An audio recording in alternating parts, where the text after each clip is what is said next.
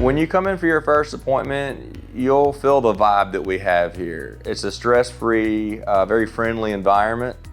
Your first appointment, if your mouth is pretty healthy, you can probably expect a cleaning, x-rays, examination, look for any problems that you might have. And typically we want you to leave with a plan to know what you got to do to get in optimal oral health.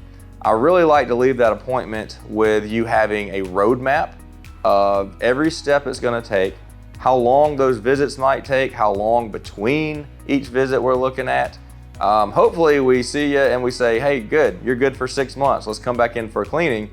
But if not, I always want you to know what it's going to take on your end to get everything taken care of. How many appointments? What's the overall financial cost? What are the things that are going to be demanded of you to get your mouth to optimal oral health?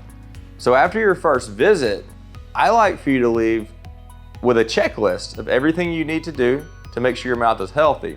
But the most important checklist is that first thing you got to check off to say, hey, I've been there, I've met those folks, they can take care of me, and now that anxiety is gone to know you've gotten over the biggest hurdle. The biggest hurdle is just coming in. Come in, let's take a look, and let's relieve that anxiety so you know what to do going forward.